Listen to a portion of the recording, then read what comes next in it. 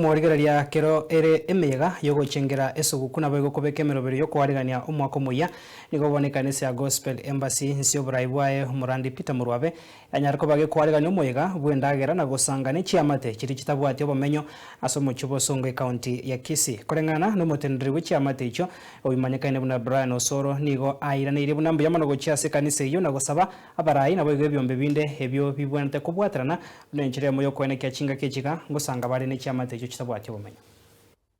Nimefurahia sana hata vijana wangu wamefurahia sana. So nilikuwa naomba vile Pastor Murwabe na vijana wake vile wameamua kutusaidia hivi, inafaa hii kitu ikuwe ni kila wakati, isikuwe ni kwa mwaka tu peke yake. Waumini wa kanisa la Gospel Embassy tuliamua kwamba pia tusherekee na vijana wetu walio kwa street, kwa sababu wakati mwingine tunajua kwamba kuna wengine wanawakumbuka, lakini sisi kama kanisa pia tuliamua kwamba mwaka huu tena tusherekee Krismasi na wao.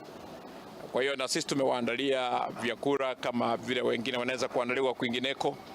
Isiwe kwamba miaka yote wao ni kuokota. At least hata kama ni siku moja kwa mwaka, na wao watajisikia kwamba kuna watu wanawakumbuka. Tuko na watoto wale wadogo from the age of 13 and below.